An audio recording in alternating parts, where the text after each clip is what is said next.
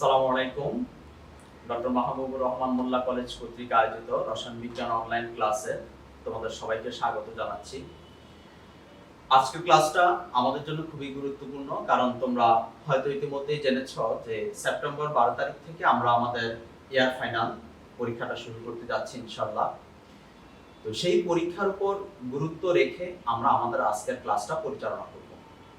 আজকের ক্লাসে তোমাদের সাথে থাকবো আমি মোহাম্মদ আবু সুফিয়ান, প্রভাষক রসায়ন বিজ্ঞান ক্লাস, ডক্টর মাহবুবুর রহমান মোল্লা কলেজ। আজকে আমরা যে বিষয়গুলো নিয়ে আলোচনা করব সেটা হচ্ছে তোমাদের প্রথম পত্রের 4র্থ অধ্যায় নিয়ে, এবং এই অধ্যায়ের কিছু গুরুত্বপূর্ণ টপিক আমাদের পরীক্ষার জন্য এবং আমাদের সৃজনশীল প্রশ্নগুলো ভালোভাবে অধ্যয়নের জন্য। আজকের টপিকগুলোর দিকে আমরা একটু মনোযোগ দিই। আজকে কি কি টপিক আসতেছে?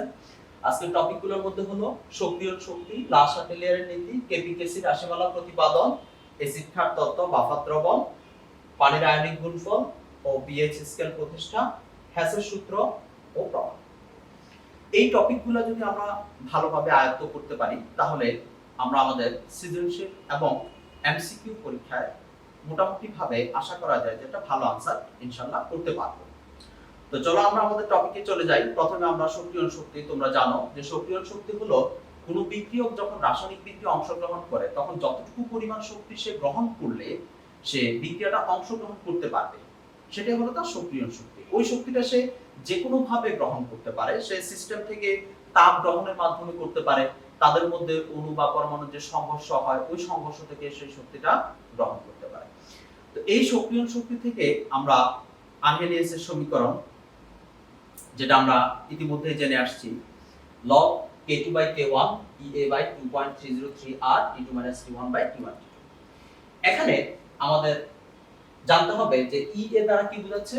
সক্রিয়ণ শক্তি, যেটাকে অ্যাক্টিভেশন এনার্জি বলে। k1 হলো t1 তাপমাত্রায় বেগ ধ্রুবক। এখানে ধ্রুবক বানানটা একটু তোমরা দেখে নিও, এটা প্রিন্টিং এ আসে নাই। k2 হচ্ছে যে t2 তাপমাত্রায় বেগ ধ্রুবক, r হচ্ছে মোলার গ্যাস ধ্রুবক। এখন তোমাকে যদি কোনো প্রশ্নে সাপোজ এখানে k1 এটার মানটা দেওয়া থাকে এবং k2 এর মানটা দেওয়া থাকে এবং t1 ও t2 এর মানগুলো দেওয়া থাকে, তাহলে আমরা এখান থেকে খুব সহজেই E এর মান অর্থাৎ সক্রিয়ণ শক্তির মান বের করে নিতে পারি। এছাড়াও তোমাকে কখনো যদি k এর মান যদি দেওয়া না থেকে যদি বলে যে k এর মানটা কত, তাহলে তুমি দেখবা যে এখানে E এর একটা মান দেওয়া থাকবে, সক্রিয়ণ শক্তির মান দেওয়া থাকবে। এভাবে k2 এর মানটাও বের করতে বলতে পারে। তো k2 এর মান যখন বের করতে বলবে তখন k1 এর মানটা দেওয়া থাকবে, k2 এর মানটা বের করতে বলবে। তো আমরা এই আর্হেনিয়াসের সমীকরণ থেকে যে বিষয়টা খেয়াল রাখবো সেটা হচ্ছে আমাকে k1 k2 এই দুটো ব্যাগ ধ্রুবকের মান দেওয়া থাকতে পারে অথবা হিসাব করতে বলতে পারে। এছাড়াও Ea তথা সক্রিয়ণ শক্তির মানটা বের করতে বলতে পারে। তো এই বিষয়গুলো যদি আমরা খেয়াল করি তাহলে আমরা আর্হেনিয়াসের সমীকরণ সংক্রান্ত অঙ্কগুলো আমরা ইনশাআল্লাহ করতে পারবো। এছাড়াও আমরা যদি দেখি যে এই আর্হেনিয়াসের সমীকরণ ছাড়াও এখানে তোমার সক্রিয়ণ শক্তি নিয়ে যে বিষয়টা আসতে পারে সেটা হচ্ছে তোমার তাপ উৎপাদী এবং তাপহারী বিক্রিয়ার একটা লেখচিত্র। এখানে দেখবে এরকম একটা লেখচিত্র তোমাদের উদ্দীপকে থাকতে পারে, এবং এখানে এটা হচ্ছে যে তোমার EB, এটা EX, এটা EA। তো এখানে EA এটা দ্বারা বিক্রিয়কের শক্তি বোঝাবে, এটা বিক্রিয়কের শক্তি, এটা উৎপাদের শক্তি, আর এটা হচ্ছে যে সর্বোচ্চ শক্তি যার এই বিয়োগফলটা হচ্ছে EA। তো তোমাকে যদি বলে বিক্রিয়াটা তাপ উৎপাদী কিনা অথবা বিক্রিয়ার সক্রিয়ণ শক্তি কত অথবা তাপহারী কিনা, সেটা তুমি এই লেখচিত্র থেকে হিসাব করতে পারো। তুমি দেখে থাকবা যে এখানে যদি তুমি E এর মানটা হিসাব করতে যাও তাহলে তোমাকে বিয়োগ করতে হবে EX থেকে EA বিয়োগ করতে হবে, তাহলে তুমি সেখানে সক্রিয়ণ শক্তির মানটা পেয়ে যাবে। অথবা বিক্রিয়া ড্যালেচের মান যদি বের করতে বলে অথবা বিক্রিয়াটা তাপহারী কিনা বা তাপ উৎপাদী কিনা, সেটার জন্য তোমাকে কি করতে হবে? এখানে তোমাকে EB থেকে EA বাদ দিতে হবে।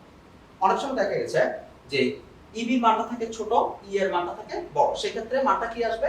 এই মানটা আসবে এখানে নেগেটিভ। আর যদি EB বড় থাকে EA বড় থাকে তখন মানটা আসবে পজিটিভ। খেয়াল রাখতে হবে এই ডেলএইচ এর মানটা যখন নেগেটিভ হবে তখন বিক্রিয়াটা হয়ে যাবে তাপ উৎপাদী, আর যদি সেটা পজিটিভ আসে বিক্রিয়াটা হয়ে যাবে তাপহারী। তো সক্রিয়ণ শক্তি থেকে আমরা মোটামুটি এই টপিকগুলো, এই সূত্রগুলো যদি একটু প্র্যাকটিস করি তাহলে আমরা ইনশাআল্লাহ এখান থেকে সৃজনশীল প্রশ্নটা আনসার করতে পারব। আমরা চলে যাব আমাদের পরবর্তী ইম্পর্টেন্ট টপিক। পরবর্তীতে আমরা আসব লা শাতেলিয়ারের নীতি। তোমরা নবম এবং দশম শ্রেণীতেও এই নীতিটা পড়ে আসছো। এটা উভমুখী বিক্রিয়ার সাম্য অবস্থার উপরে একটা নীতি। যখন কোনো উভমুখী বিক্রিয়া সাম্য অবস্থায় আসে, ওই অবস্থায় তার যে কোনো একটি নিয়ামক, যেমন তাপ, চাপ, ঘনমাত্রা যদি পরিবর্তন করা হয় তাহলে সাম্য অবস্থাটা এমন ভাবে সরে যাবে বা পরিবর্তন হবে যেন নিয়ামক পরিবর্তনের ফলাফল প্রশমিত হয়। এটা ব্যাখ্যাটা তোমরা অলরেডি জানো যে একটা বিক্রিয়া যদি তাপ উৎপাদী হয়, সাপোজ বিক্রিয়ার ডেলএইচ এর মানটা দেওয়া আছে তোমাকে নেগেটিভ, দ্যাট মিন্স বিক্রিয়াটা তাপ উৎপাদী। তো এই বিক্রিয়ায় আমি তাপের প্রভাবটা কি রকম হবে? যদি ডেলএইচ এর মান কোনো একটা বিক্রিয়া নেগেটিভ হয়, সেই বিক্রিয়ার তাপের প্রভাবটা কি হবে? তোমরা পড়ে আসছো যে তাপ উৎপাদী বিক্রিয়া সাধারণত তাপমাত্রা যদি বৃদ্ধি করা হয় তাহলে বিপরীতমুখী বিক্রিয়ার হার বেড়ে যাবে, অর্থাৎ উৎপাদ উৎপন্ন হওয়ার হার কমে যাবে। তাহলে তাপ উৎপাদী বিক্রিয়ায় তাপমাত্রা বাড়ানো যাবে না। আবার তাপমাত্রা যদি কমিয়ে দেওয়া হয় তাহলে দেখা গেছে বিক্রিয়ার হার কমে যাবে। সেক্ষেত্রে বিক্রিয়ার সর্বোচ্চ পরিমাণ উৎপাদ পাওয়ার জন্য একটা অত্যানুকূল তাপমাত্রা রাখতে হয়। একইভাবে যদি বিক্রিয়াটা তাপহারী হয় সেক্ষেত্রে কি করতে হবে? তাপমাত্রা বৃদ্ধি করলে সম্মুখমুখী বিক্রিয়ার হার বেড়ে যাবে। এক্ষেত্রে আমরা উৎপাদ বেশি পরিমাণে পাবো। স্যার তোমাদেরকে নিয়ে ব্রিফ বলে যাচ্ছে, তোমরা এগুলা আগে উপরে আসছো। তারপরে আসো চাপের প্রভাব। চাপের প্রভাবটা কি? চাপের প্রভাবটা নির্ভর করে গ্যাসীয় বিক্রিয়ার উপরে। তোমাকে দেখতে হবে বিক্রিয়াটা গ্যাসীয় কিনা। যদি বিক্রিয়া গ্যাসীয় হয় তাহলে আমাকে দেখতে হবে মোল সংখ্যা। মোল সংখ্যা দেখতে হবে, অর্থাৎ বিক্রিয়কের মোল সংখ্যা যদি বেশি হয়, বিক্রিয়কের মোল সংখ্যা যদি বেশি হয় সেক্ষেত্রে যদি তুমি চাপ বৃদ্ধি করো তাহলে সম্মুখমুখী বিক্রিয়ার হার বেড়ে যাবে। যেমন তোমরা একটা বিক্রিয়া জানো যে সাপোজ নাইট্রোজেন এবং হাইড্রোজেনের বিক্রিয়া, এখানে অ্যামোনিয়া তৈরি হয়। এই বিক্রিয়া দেখো বিক্রিয়কের মোল সংখ্যা 1 + 3 = 4, উৎপাদের মোল সংখ্যা কত? 2। এবং বিক্রিয়াটা গ্যাসীয় বিক্রিয়া, এখানে নাইট্রোজেন গ্যাসীয় অবস্থা থাকে, হাইড্রোজেন গ্যাসীয় অবস্থা থাকে, অ্যামোনিয়া গ্যাসীয় অবস্থা উৎপন্ন হয়। তো এই বিক্রিয়াটার উপরে চাপের প্রভাব আছে। কিভাবে? যে যদি আমি এখানে বিক্রিয়কের মোল সংখ্যার দিকে তাকাই, এটা 4 মোল, এটা 2 মোল, তো সেক্ষেত্রে আমি যদি এখন চাপ বৃদ্ধি করি তাহলে সম্মুখমুখী বিক্রিয়ার হার বৃদ্ধি পাবে। একইভাবে আমি যদি বলি উৎপাদের মোল সংখ্যা যদি বেশি হয়, আমি এখানে যদি উৎপাদের মোল সংখ্যা বেশি হয় যে তখন চাপের প্রভাবটা কি রকম হবে? যেমন ধরো একটা বিক্রিয়া আমি লিখলাম যে এখানে ফসফরাস পেন্টাক্লোরাইড, সেটা এখানে বিয়োজিত হয়ে ফসফরাস ট্রাইক্লোরাইড এবং ক্লোরিন উৎপন্ন হবে। এখানে তুমি উৎপাদের মোল সংখ্যা দেখবে 2 মোল, অপরদিকে বিক্রিয়কের মোল সংখ্যা হচ্ছে 1 মোল। এই অবস্থায় যদি তুমি চাপ বৃদ্ধি করো তাহলে লা শাতেলিয়ারের নীতি অনুযায়ী বিপরীতমুখী বিক্রিয়ার হার বেড়ে যাবে। তাহলে চাপের প্রভাবটা আমাদেরকে কিসের উপর দেখতে হবে? বিক্রিয়াটা গ্যাসীয় কিনা। তারপর দেখতে হবে তার মোল সংখ্যা। বিক্রিয়কের মোল সংখ্যা যদি বেশি হয় চাপ বৃদ্ধিতে সম্মুখমুখী বিক্রিয়ার হার বাড়বে, উৎপাদের মোল সংখ্যা যদি বেশি হয় চাপ বৃদ্ধিতে বিপরীতমুখী বিক্রিয়ার হার বেড়ে যায়। আর যদি মোল সংখ্যা সমান হয়, অর্থাৎ কোনোটারই মোল সংখ্যার কোনো পার্থক্য নেই, মোল সংখ্যা এখন সমান। সাপোজ ধরো এখানে আমি হাইড্রোজেন আয়োডাইড, এটা বিয়োজিত হলো 2 মোল, এখানে হাইড্রোজেন এবং আয়োডিন তৈরি হলো। এখানেও বিক্রিয়ক 2 মোল, এখানে উৎপাদক 2 মোল। এই অবস্থায় এই বিক্রিয়ার উপরে চাপের কোনো প্রভাব থাকবে না। তাহলে আমরা লা শাতেলিয়ারের নীতিতে চাপের প্রভাবটা দেখলাম। ঘনমাত্রার প্রভাবটা খুব সহজ। যদি বিক্রিয়কের ঘনমাত্রা বৃদ্ধি পায় বা বেশি থাকে তাহলে ঘনমাত্রা বৃদ্ধির কারণে সম্মুখমুখী বিক্রিয়ার হার বাড়বে। যদি উৎপাদের ঘনমাত্রা বৃদ্ধি পায় বা বেশি থাকে তাহলে সেখানে বিপরীতমুখী বিক্রিয়ার হার বৃদ্ধি পাবে। লা শাতেলিয়ারের নীতিতে যে প্রশ্নগুলো আমরা সাধারণত পেয়ে থাকি সেগুলো হলো যে বিক্রিয়ার সর্বোচ্চ পরিমাণ উৎপাদ পাওয়ার জন্য আমাকে কি করতে হবে, অথবা তোমাকে কোনো একটা বিক্রিয়া দিয়ে বলবে এই বিক্রিয়ার উপরে তাপ, চাপ, ঘনমাত্রার প্রভাব নির্ণয় করো। সাপোজ ধরো তোমাকে এখানে অ্যামোনিয়ার বিক্রিয়াটাই দিল, যে এখানে অ্যামোনিয়ার বিক্রিয়া, এই বিক্রিয়াতে তোমাকে বলা হবে ডাইলেক্সের মানটা হবে সাপোজ নেগেটিভ। এখন তোমাকে প্রশ্ন করবে এই বিক্রিয়ার সর্বোচ্চ পরিমাণ উৎপাদ পাওয়ার ক্ষেত্রে লা শাটিলের নীতির ব্যাখ্যা করো, বা তাপচাপ ঘনমাত্রার প্রভাব আছে কিনা। তখন তুমি বুঝবে যে এখানে আমাকে লা শাটিলের নীতি ব্যাখ্যা দিতে হবে। তাহলে আমরা লা শাটিলের নীতিটা বুঝতে পারব। এরপর আমাদের পরবর্তী টপিক, পরবর্তী যে জিনিসটা খেয়াল রাখতে হবে, ওই যে কথাটা স্যার বললাম যে উন্মুখী বিক্রিয়ার সাম্যাবস্থা নিয়ামকের প্রভাব আছে কিনা, এই টাইপের কোশ্চেন, অথবা সর্বোচ্চ পরিমাণ উৎপাদ পেতে কি করতে হবে, তাপমাত্রা কতটুকু রাখতে হবে, চাপের কি প্রভাব রাখতে হবে, ঘনমাত্রার কোনো প্রভাব আছে কিনা, এই বিষয়গুলা ব্যাখ্যা তোমাকে লা শাটিলের নীতির প্রশ্নে থাকবে। এর পরিবর্তিতে চলো আমরা আমাদের পরবর্তী টপিক কেপিএ রাশিমালা প্রতিপাদন। কেপিএ রাশিমালা প্রতিপাদনে আমাদের কিছু বিষয় খেয়াল রাখতে হবে। তোমরা পড়ে আসছো বিষয়গুলি। বিয়োজন মাত্রা কার দেওয়া আছে, এই জিনিসটা খেয়াল রাখতে হবে। এখানে কার দেওয়া আছে বলতে বোঝানো হয়েছে এটা কি বিক্রিয়কের বিয়োজন মাত্রা দেওয়া আছে নাকি উৎপাদের উৎপন্ন হওয়ার কথা বলা আছে। সাধারণত বিয়োজন মাত্রা বলতে সাধারণত বিক্রিয়কেরটাই বোঝায়। তারপরও প্রশ্ন অনেক সময় দেখবা উৎপাদ উৎপন্ন হওয়ার হার দেওয়া থাকে। এই বিষয়টা একটু খেয়াল রাখতে হবে যে বিক্রিয়কের বিয়োজন মাত্রার কথা বলা আছে নাকি উৎপাদ উৎপন্নের হার কথা বলা আছে, এটা একটু খেয়াল রাখতে হবে। বিয়োজন মাত্রা শতকরাতে দেওয়া থাকলে সেই শতকরা পরিমাণকে 100 দ্বারা ভাগ করে নিতে হবে, না হয় তুমি বিয়োজন মাত্রা আলফার মানটা সঠিকভাবে নিতে পারবে।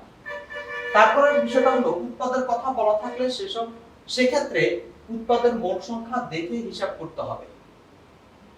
অর্থাৎ আমি যে কথাটা বলতে চাইলাম, তোমাকে যদি কখনো বিয়োজন মাত্রা দেওয়া থাকে, সাপোজ আলফার মান দেওয়া আছে, যেটাকে আমরা বলি বিয়োজন মাত্রা, তোমাকে একটা চাপ সাপোজ 1 atm একটা চাপ দেওয়া আছে, অথবা কোন চাপ আমি ধরে নিলাম যে পি দেওয়া আছে, তাহলে বিয়োজন মাত্রা দেওয়া আছে, চাপ দেওয়া আছে। এখন তোমাকে কেপি এর রাশিমালা প্রতিপাদন করতে হবে।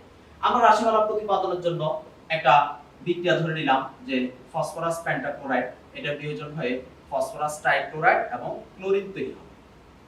তো তোমরা এটা সমীকরণ প্রতিপাদন করে আসছো যে আমরা প্রথমে এটা প্রাথমিক একটা মোল সংখ্যা ধরে নিই, যে প্রাথমিক মোল সংখ্যা এখানে এটা হচ্ছে 1 মোল, এটা 0, এটা 0। প্রাথমিক মোল সংখ্যাটা উৎপাদনের জন্য কেন 0 তোমরা অলরেডি জানো, কারণ প্রাথমিক অবস্থায় বিক্রিয়ার শুরুতে কোনো উৎপাদ উৎপন্ন হয় না, যে জন্য উৎপাদের মোল সংখ্যাগুলো আমরা 0 ধরে নিই। সাম্য অবস্থায় যখন আসে, বিক্রিয়াটা যখন সাম্য অবস্থায় আসে, সাম্য অবস্থায় এই বিক্রিয়ক থেকে এই আলফা পরিমাণ বিয়োগ হয়ে যাবে। কেন? কারণ এই আলফা পরিমাণ সে বিয়োজিত হয়ে গেছে, সে বিক্রিয়ক থেকে উৎপাদে পরিণত হয়ে গেছে, তাহলে বিক্রিয়কটা কমে যাবে। তাহলে এই ক্ষেত্রে সাম্য অবস্থায় বিক্রিয়কের মোল সংখ্যা দাঁড়াবে 1 - আলফা, আর ঠিক আলফা পরিমাণ উৎপাদ এখানে আমি উৎপাদে পেয়ে যাব। তাহলে আমি কেপি এর রাশিমালা প্রতিপাদনে প্রাথমিক মোল সংখ্যাটা আমার জানতে হবে, সাম্য অবস্থার মোল সংখ্যাটা আমাকে বিয়োজন মাত্রা দিয়ে হিসাব করে নিতে হবে। দেন আমি সাম্য অবস্থায় মোট মোল সংখ্যাটা আমার হিসাব করতে হবে, সাম্য অবস্থায় মোট মোল সংখ্যা। তাহলে এখানে কত হবে 1 - alpha plus alpha plus alpha, তাহলে 1 - alpha plus alpha plus alpha, তাহলে এখানে কত হবে 1 প্লাস আলফা। এই হচ্ছে মোট মোল সংখ্যা। এখন আমাকে কি করতে হবে, বিক্রিয়ক এবং উৎপাদ প্রত্যেকের আলাদা আলাদা করে আংশিক চাপ হিসাব করতে হবে। তোমরা এর আগের ক্লাসগুলোতে তোমরা জেনে আসছো যে আংশিক চাপ কিভাবে হিসাব করতে হয়। যেমন PCl5 এর আংশিক চাপ, এটা কি হবে, আমরা যদি ধরি সমান এটার সাম্য অবস্থায় যে মোল সংখ্যাটা আছে সেটাকে মোট মোল সংখ্যা দিয়ে ভাগ করতে হবে এবং তাকে মোট চাপ দিয়ে গুণ করতে হবে, তাহলে এটা হয়ে যাবে তার আংশিক চাপ, এবং এককটা আমরা এটিএম এককে দিয়ে দিব। তাহলে আমরা একটা যদি আংশিক চাপ নির্ণয় ধরতে পারি, তাহলে আমরা বাকিগুলোর আংশিক চাপটা নির্ণয় করতে পারবো। তাহলে স্যার আংশিক চাপের জন্য কি করতে হবে, প্রথমে যার আংশিক চাপ তার সাম্য অবস্থায় মোল সংখ্যাকে মোট মোল সংখ্যা দ্বারা ভাগ করতে হবে, যেটা তার মোল ভগ্নাংশ নির্দেশ করে, এবং তার সাথে মোট চাপ গুণ করতে হবে। তাহলে একইভাবে আমরা যদি বলি যে PCl3 এর আংশিক চাপ কি হবে, তাহলে তার সাম্য অবস্থা মোল সংখ্যা হচ্ছে আলফা, মোট মোল সংখ্যা হচ্ছে 1 প্লাস আলফা ইনটু মোট চাপটি, এবং তারও একক হবে এটিএম। তো একইভাবে আমরা যদি ক্লোরিনটা নির্ণয় করি, তারও সেম হবে যে ক্লোরিনের আংশিক চাপ P অফ Cl2 এটা হয়ে যাবে alpha divide by 1 plus alpha into P।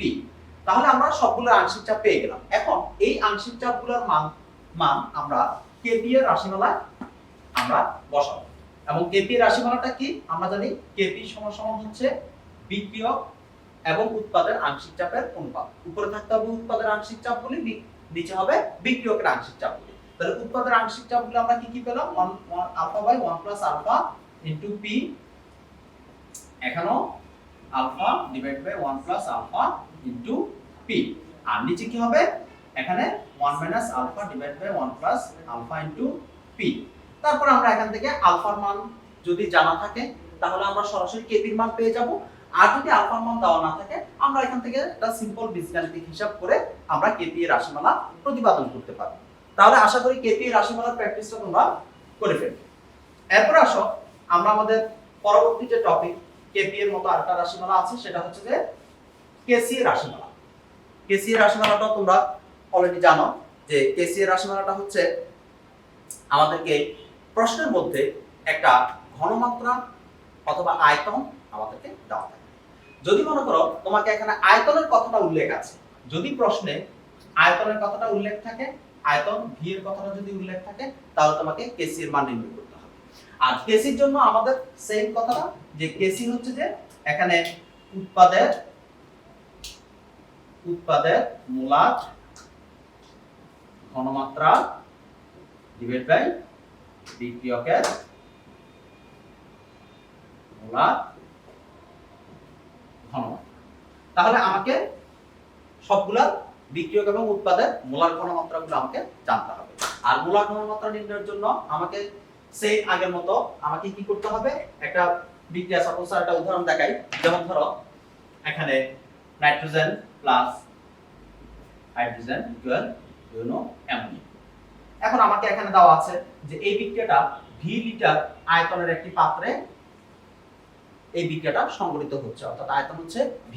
তো এই অবস্থায় আমি যদি তার বিয়োজন মাত্রা সাপোজ আলফা যদি তার বিয়োজন মাত্রা হয় তাহলে সাম্য অবস্থায় মোল সংখ্যা পাবো। এটার একের জন্য সাম্য অবস্থায় মোল সংখ্যা 1 মাইনাস আলফা, আর এটা হয়ে যাবে 3 ইনটু 1 মাইনাস আলফা, আর এটা হবে 2 আলফা। তো এই মোল সংখ্যাগুলোকে আমরা যদি আয়তন দ্বারা ভাগ করি তাহলে তাদের মোলার ঘনমাত্রা পেয়ে যাব। যেমন ধরো আমি যদি বলি নাইট্রোজেনের মোলার ঘনমাত্রা কি হবে, তাহলে নাইট্রোজেনের মোলার ঘনমাত্রা হবে নাইট্রোজেনের এখানে সাম্য অবস্থা যে মোল সংখ্যা সেটাকে তার আয়তন দিয়ে ভাগ করতে হবে, তাহলে তার মোলার ঘনমাত্রা পেয়ে যাব। এবং এভাবে আমি যদি এখানে নাইট্রোজেন এটার মোলার ঘনমাত্রা কি হবে 1 minus alpha divide by v।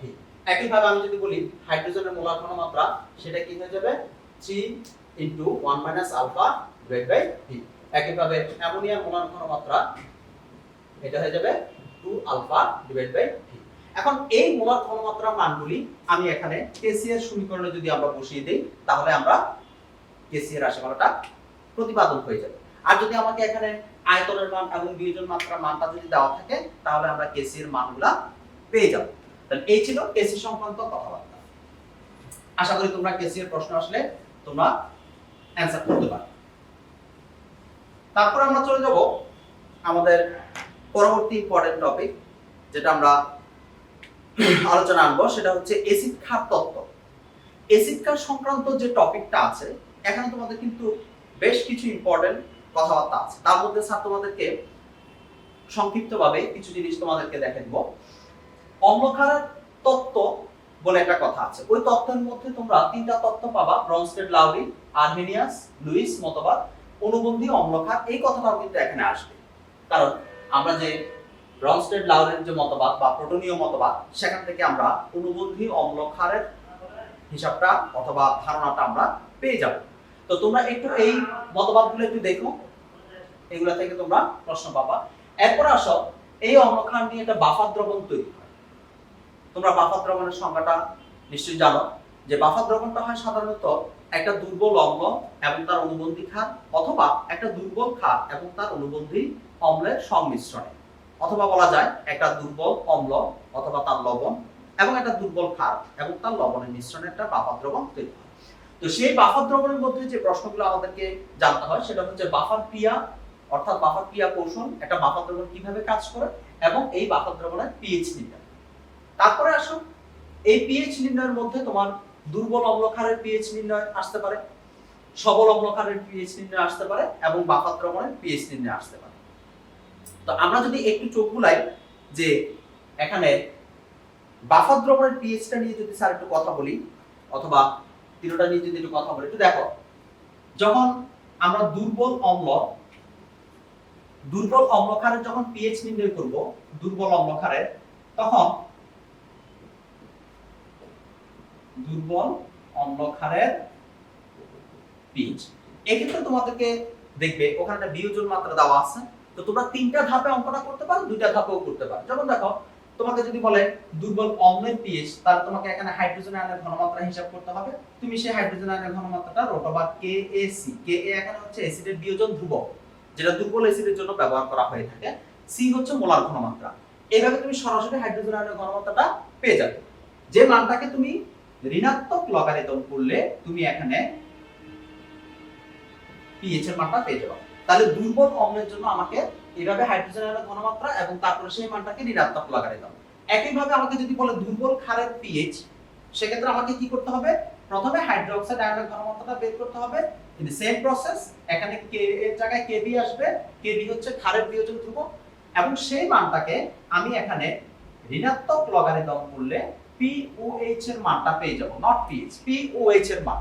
এটা খেয়াল রাখতে হবে, এটা ক্ষার। এবং 14 থেকে আমার এখানে এই POH এর মানটা যদি আমি বিয়োগ করি, তাহলে সেখান থেকে আমি ক্ষারের পিএইচ মানটা পেয়ে যাব। এই গেল দুর্বল অম্লক্ষারের পিএইচ। এখন যদি সেখানে সবল অম্লক্ষারের কথা বলা হয়, সবল অম্লক্ষারের পিএইচ, সেখানে তুমি দেখবে যে এখানে হাইড্রোজেন আয়নের ঘনমাত্রাটা সরাসরি তোমাকে দেওয়া থাকবে। যেমন ধরো আমি যদি বলি যে 0.1 মোল HCl, তো সেক্ষেত্রে সবল অম্ল 100 ভাগ বিয়োজিত হবে। তো এটাই তার মোলার ঘনমাত্রা হবে এবং এটাই হাইড্রোজেন আয়নের ঘনমাত্রা হবে। এই মানটাকে আমরা সরাসরি এখানে ঋণাত্মক লগারিদম করতে পারব। এখানে একটা বিষয় তোমাদের খেয়াল রাখতে হবে, যদি অ্যাসিডটা যদি মনোক্রোটিক না হয়, অর্থাৎ এক হাইড্রোজেন বিশিষ্ট না হয়ে যদি দ্বি বা ত্রি হাইড্রোজেন বিশিষ্ট হয়, সেক্ষেত্রে ঘনমাত্রাটা দ্বিগুণ বা তিনগুণ করতে হবে। যেমন ধরো আমি এখানে বললাম যে 0.01 মোল H2SO4, এক্ষেত্রে তোমার এই ঘনমাত্রাটা এখানে দ্বিগুণ হয়ে যাবে। দ্যাট মিন্স আমি যদি মানটা এখানে বসাই হাইড্রোজেন আয়নের ঘনমাত্রা, তাহলে 0.01 * 2 হবে। এটা কেন হবে? কারণ এখানে এটা একটা ডাইপ্রোটিক অ্যাসিড, অর্থাৎ দুইটা হাইড্রোজেন আছে। এই জিনিসটা তোমাদেরকে খেয়াল রাখতে হবে। এবং একই ভাবে যদি তোমাকে একটা সবল ক্ষারের পিএইচ বের করতে বলে, সেক্ষেত্রে হাইড্রোক্সাইড আয়নের ঘনমাত্রাটা সরাসরি তুমি এখানে ঋণাত্মক লগারিদম করতে পারো। মনে করো 0.01 মোল সোডিয়াম হাইড্রোক্সাইড, যেটা একটা তীব্র ক্ষার। এই তীব্র ক্ষারের POH সরাসরি এই ঘনমাত্রাটাকে তুমি ঋণাত্মক লগারিদম করে দিবে, সেটার মানটা আমরা পেয়ে যাব। দেন 14 থেকে বাদ দিলে সেটা পিএইচ মানটা আমরা পেয়ে যাব। এরপর আসো বাফার দ্রবণের কথাবার্তা। বাফার দ্রবণের ক্রিয়া কৌশলটা তোমরা জানো সবাই, যে একটা বাফার দ্রবণের ক্রিয়া কৌশল সাধারণত যদি সেটা অম্লীয় বাফার দ্রবণ হয়, তাহলে দুর্বল অম্ল দ্বারা তার বাফার ক্রিয়াটা নিয়ন্ত্রণ হবে, এবং যদি দুর্বল ক্ষার হয় তাহলে সেটা ক্ষারীয় বাফার দ্রবণ হবে এবং সেটা ক্ষার দ্বারা নিয়ন্ত্রিত হবে। যেমন ধরো তোমাকে যদি বলা হয় কোন একটা মিশ্রণে একটা দুর্বল অম্ল আছে, তাহলে এই দুর্বল অম্ল দ্বারা বাফার ক্রিয়া নিয়ন্ত্রণ হবে। অথবা যদি তোমাকে দেখো যেটা দুর্বল ক্ষার আছে, তাহলে এই দুর্বল ক্ষার দ্বারা বাফার ক্রিয়াটা নিয়ন্ত্রণ হবে। তাহলে বাফার ক্রিয়া কার হবে বা কি ধরনের বাফার ক্রিয়া হবে সেটা তোমাকে জানতে হলে তোমাকে দেখতে হবে যে তোমার কি অম্ল দুর্বল আছে না ক্ষার দুর্বল আছে। যদি অম্ল দুর্বল হয় অম্লীয় বাফার ক্রিয়ার ব্যাখ্যা দিতে হবে, যদি ক্ষার দুর্বল হয় ক্ষারীয় বাফার ক্রিয়ার ব্যাখ্যা দিতে হবে। এই জিনিসটা তোমাদেরকে জানতে হবে। তো বাফার ক্রিয়ার ব্যাখ্যাটা তোমরা জানো যে প্রথমে এটা আয়নিক সমীকরণ লিখতে হয়। স্যার একটা বাফার ক্রিয়া দেখা দিব যে এটা আয়নিক সমীকরণ লিখতে হয় যে জলীয় দ্রবণে সেটা অ্যাসিটেট আয়ন এবং H+ আয়নে পরিণত হয়। এই অবস্থায় আমি যদি একটা অ্যাসিড যোগ করি, দ্যাট মিন্স হাইড্রোজেন আয়ন যোগ করি, সেটা যাবে স্বভাবতই এটা নেগেটিভের কাছে এবং সে উৎপন্ন করবে এখানে দুর্বল অ্যাসিটিক অ্যাসিড, যেটা অবিয়োজিত থাকবে এবং পিএইচ মানের কোনো পরিবর্তন হবে না। একইভাবে আমি যদি এখানে ক্ষার যোগ করি, দ্যাট মিন্স হাইড্রোক্সাইড যোগ করি, সে স্বভাবতই H+ এর কাছে যাবে, এখান থেকে পানি উৎপন্ন করবে। পানি উৎপন্ন করার সাথে সাথে কিছু পরিমাণ H+ আয়ন এখানে হ্রাস পাবে, যেটা কিছু অবিয়োজিত অ্যাসিটিক অ্যাসিড বিয়োজিত হয়ে তার ঘনমাত্রাকে আবার নিউট্রালাইজ করবে এবং পিএইচ মানটাকে অপরিবর্তিত রাখবে। তাহলে বাফার ক্রিয়া যেটা, ওই যে মিশ্রণের মধ্যে অতিরিক্ত অ্যাসিড বা ক্ষার যোগ করলে তার পিএইচ মান পরিবর্তন হয় না, কিভাবে সেই মানটা অপরিবর্তনীয় থাকে আমরা বুঝতে পারলাম। তো আশা করি তোমরা ক্ষারীয় বাফার ক্রিয়াটাও ইনশাআল্লাহ বুঝে নিবে। আমরা বাফার ক্রিয়া কৌশলের পর বাফার দ্রবণের পিএইচ মানটা কিভাবে হিসাব করব সেদিকে চলে যাব। বাফার দ্রবণের পিএইচ মানটা হিসাব করার জন্য আমাদেরকে যে সমীকরণটা, সেটা হচ্ছে যে pH = pKa প্লাস লগ লবণের ঘনমাত্রা ডিভাইড বাই অ্যাসিডের ঘনমাত্রা। এখন হেন্ডারসন-হ্যাসেলবাগ সমীকরণ থেকে আমরা যে কোনো একটা বাফার দ্রবণের পিএইচ মানটা নির্ণয় করতে পারি। কে এর মানটা তোমাদের প্রশ্নে অথবা pKa আকারে দেওয়া থাকতে পারে। যদি কে এর মান দেওয়া থাকে তাহলে সেই মানটাকে আমরা ঋণাত্মক লগারিদম করলে আমরা pK এর মান পেয়ে যাব। এখন বাফার দ্রবণের পিএইচ মানটা যদি আমরা নির্ণয় করতে চাই, তোমাদেরকে একটা বিষয় খুব গুরুত্ব সহকারে দেখতে হবে। তোমাদের দেখতে হবে যে অ্যাসিড এবং ক্ষারের ঘনমাত্রাটা একই আছে কিনা। সাপোজ ধরো এটা একটা অ্যাসিড, এটা একটা ক্ষার। এখন অ্যাসিড এবং ক্ষারের ঘনমাত্রা একই আছে কিনা সেটা দেখতে হবে। যদি একই থাকে সরাসরি বিক্রিয়াতে চলে যেতে হবে এবং কোনটা বেশি কোনটা কম সেটা বের করে নিতে হবে। অর্থাৎ অ্যাসিড অবশিষ্ট থাকবে না ক্ষার অবশিষ্ট থাকবে সেটা দেখে নিতে হবে। সাপোজ ধরো আমি এখানে দেখলাম যে একটা অ্যাসিড, সেটা হতে পারে আমি HA দিলাম এবং তার এখানে আয়তন আছে 50 ml, এবং একটা ক্ষার, সেটা একটা দুর্বল সবল ক্ষার হবে, তো সেটার আমি আয়তন দিলাম 30 ml। তো আমি দেখে নিলাম যে তাদের ঘনমাত্রাটা সেম। তো যদি ঘনমাত্রা সেম হয় তাহলে দেখো এটার 30 ml এর সাথে এই অ্যাসিডের 30 ml বিক্রিয়া করবে, বাকি 20 ml অ্যাসিড কিন্তু অবশিষ্ট থেকে যাবে। এই 20 ml অ্যাসিড দ্বারা তুমি অ্যাসিডের ঘনমাত্রাতে চলে যেতে পারবে এবং যেহেতু 30 ml ক্ষার 30 ml অ্যাসিডকে প্রশমিত করে, তাহলে লবণ উৎপন্ন হবে কিন্তু 30 ml। তাহলে আমি লবণের ঘনমাত্রাটা এই 30 ml থেকে পেয়ে যাব, আবার অবশিষ্ট অ্যাসিডের পরিমাণ দিয়ে অ্যাসিডের ঘনমাত্রায় চলে যেতে পারবে। আর যদি ঘনমাত্রা যদি একই না থাকে, সাপোজ ধরো এখানে 0. এখানে 3 আছে, এখানে 0.1 আছে, সেক্ষেত্রে তোমাকে কি করতে হবে? সেক্ষেত্রে প্রথমে তোমাকে মিশ্রণের প্রকৃতির মতো করে আগে এই দুইটা ঘনমাত্রাকে সমান আনতে হবে। এটা তুমি কিভাবে করবে? ধরো এখানে 0.3 মোল 50 ml অ্যাসিড আছে, তাহলে প্রথম কাজ হলো তার আয়তনের সাথে ঘনমাত্রাকে গুণ করে তাকে 1 মোলার দ্রবণে পরিণত করতে হবে। বিষয়টা একটু ভালো করে মনোযোগ দাও। আয়তনের সাথে ঘনমাত্রা গুণ করলে সেটা 1 মোলারে চলে যাবে। যে কোনো আয়তন যদি তার ঘনমাত্রার সাথে গুণ করা হয় তখন এটা কিন্তু 1 মোলারে চলে যায়। তাহলে আমরা অ্যাসিডের জন্য যদি তার আয়তন ঘনমাত্রা গুণ করি সে 1 মোলারে চলে গেল।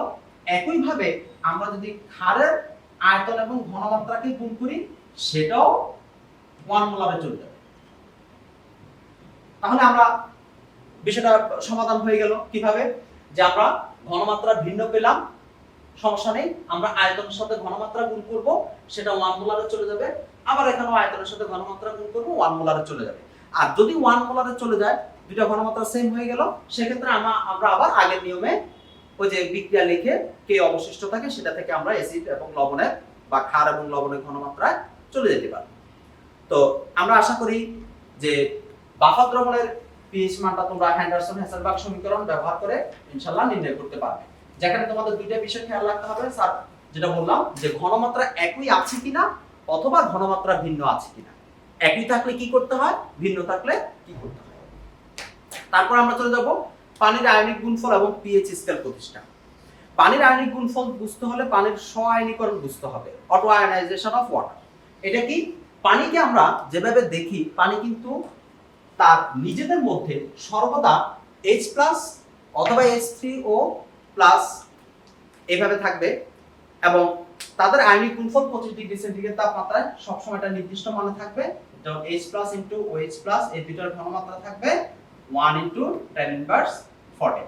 এটাকে তোমরা ঋণাত্মক লগারিদম করলে একটা pH স্কেল পেয়ে যাবে, যেটা আমরা এখন যাচ্ছি না, যে pH + pOH = 14। অর্থাৎ 1 মোল ঘনমাত্রার যে কোনো অ্যাসিড এবং ক্ষারের pH এর সীমারেখাটা থাকবে 1 থেকে 14 পর্যন্ত। তো এখানে pH স্কেলের পরে আমরা হ্যাসের সূত্র এবং হ্যাসের তাপ সমষ্টিকরণ সূত্র যেটা আছে ওই সূত্রটাতে একটু চলে যাব। ওই সূত্রটার মধ্যে তোমরা যে জিনিসটা খেয়াল রাখতে হবে সেটা হচ্ছে যে প্রমাণ গঠন এবং দহন তাপগুলা কি, বিক্রিয়া তাপ নির্ণয় সমীকরণ কিভাবে লিখতে হয়, কে উত্তম জানা, এই বিষয়গুলো একটু খেয়াল রাখবা। এই বিষয়গুলো খেয়াল রাখলে তোমরা হ্যাসের সূত্র পেয়ে যাবা। হ্যাঁ, প্রশ্নে অনেক সময় দেওয়া থাকতে পারে যে গঠন তাপ দেওয়া আছে, দহন তাপ নির্ণয় করতে হয়, অথবা দহন তাপ দেওয়া আছে, গঠন তাপ নির্ণয় করতে হয়। এবং বিক্রিয়া তাপ নির্ণয় সমীকরণ যেটা ডায়ালিসিস সমীকরণ, উৎপাদের গঠন তাপ মাইনাস বিক্রিয়কের গঠন তাপ, এটা তোমাদের জানা রাখতে হবে। কে উত্তম জ্বালানি, এই প্রশ্নটা প্রায় আসে। এটার জন্য তোমাকে ড্যালিচের মানটা কিলো জুল পার গ্রাম এককে হিসাব করতে হবে। কিলো জুল পার মোলে সেটা আসে এবং আমরা সেটাকে আণবিক ভরের সাথে কি করতে হবে, ভাগ করে সেটাকে কিলো জুল পার গ্রামে নিয়ে যেতে হবে। কিলো জুল পার গ্রামে নিয়ে যাওয়ার পরে যেটা বেশি হবে সে উত্তম জ্বালানি হবে। তো যেহেতু চতুর্থ অধ্যায় একটু বড় অধ্যায় এবং স্বল্প সময়ে সেটা আসলে কথাগুলো শেষ করা যায় না, তারপর স্যার তোমাদেরকে যতটুকু পেরেছি ধারণা দেওয়ার চেষ্টা করেছি। তোমরা বইটা এবং স্যাররা তোমাদের যে ক্লাসগুলো নিয়েছে সেই খাতাগুলো একটু দেখবে এবং আশা করি ভালো একটা প্রিপারেশন নেবে। সবার সুস্বাস্থ্য কামনা করে আজকের মতো এখানে শেষ করছি। সালাম আলাইকুম।